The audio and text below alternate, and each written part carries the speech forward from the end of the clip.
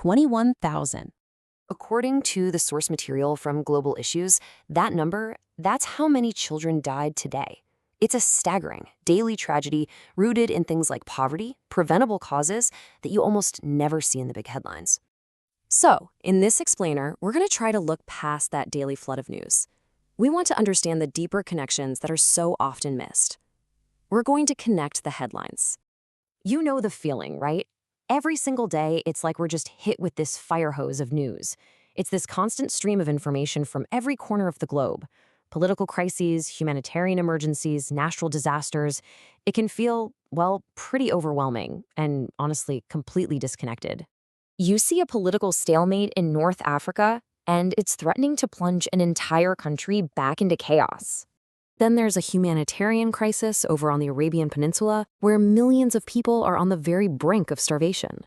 And at the same time, a violent conflict is raging in Central Africa, fueled by a scramble for precious resources. And then an environmental catastrophe hits the Caribbean, leaving this just awful trail of destruction. Each one of these is a major story, right? A whole world of its own. But are they really separate? And that is the big question, isn't it? How on earth do you connect a hurricane in Jamaica to a conflict in the Congo or a political crisis in Libya? Well, the answer might actually surprise you. See, what the source material we're digging into today shows us is that these events are not happening in a vacuum. They're deeply interconnected, often in ways that you just don't see on the surface. One crisis can literally ripple outwards, fueling another and another. So let's take a look at this. It really breaks down a single issue in a fascinating way. Take climate displacement in the Pacific nation of Tuvalu. Now, on the surface, it seems like an environmental problem, right? Rising sea levels. But if you look deeper, it's a political crisis that threatens the very existence of the state itself. It's an economic disaster wiping out land and livelihoods, and it's a health crisis as getting access to basic services becomes harder and harder. One issue, but it's a whole web of interconnected crises. Okay, so what happens if we zoom out even further? When we go from specific examples to the global picture, you start to see these massive systems at play, the underlying structures that really shape all these events. One of the biggest systems is poverty. And as the source material points out, it's not just about not having money. It's about not having power.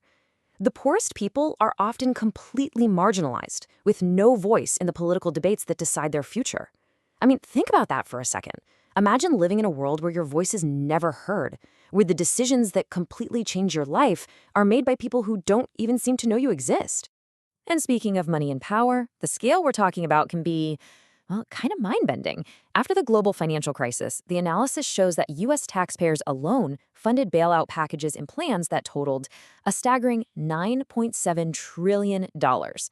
Now, to put that number into perspective, the source material notes that this amount of money is enough to completely wipe out the debt of all developing nations many, many times over.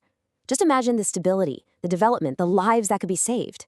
It just starkly illustrates the incredible disparity in where our global resources actually go. So you might be wondering what's being done about all this. How does the world try to respond to these massive, deep-seated problems? Well, one of the most common tools is foreign aid. But as we're about to see, even the solutions are full of complexity and debate. Well, the idea actually goes way back to 1970 with a really landmark agreement.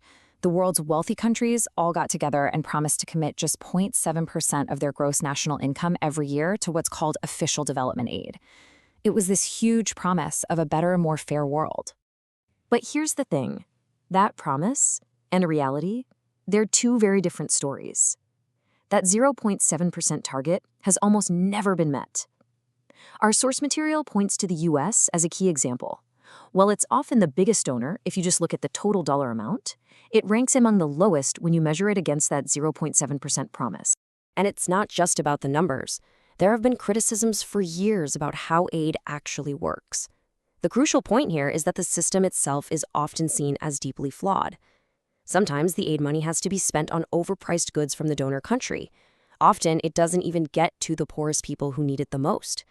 And sometimes the good it does is completely wiped out by trade protectionism from those same wealthy nations, policies that make it harder for poorer countries to build their own economies. So after all that, it really brings us to the big question, right? Where do we go from here? The challenges are systemic, and the source material suggests the solutions have to be too. Well, one really powerful argument, especially from that discussion on Tuvalu, is that maybe the old rules just don't apply anymore. This calls for a whole new global legal framework to rethink things as basic as what sovereignty means when your country is literally disappearing under the waves. I mean, what does it mean to be a citizen of a country that might not exist? And this is huge. When it comes to climate change, the conversation is shifting. It's no longer just about the costs. The evidence is building and building that taking action now is actually cheaper than doing nothing later.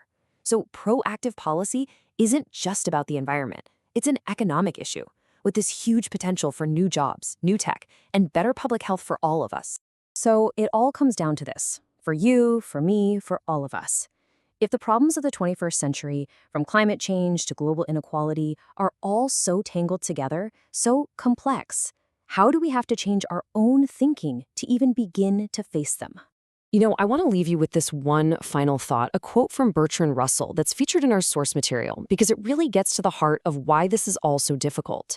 He wrote, "If a man is offered a fact which goes against his instincts, he will scrutinize it closely. If, on the other hand, he's offered something which affords a reason for acting in accordance to his instincts, he will accept it even on the slightest evidence." It's just a powerful reminder of why looking past the headlines and understanding these systems is so challenging, but also so incredibly important.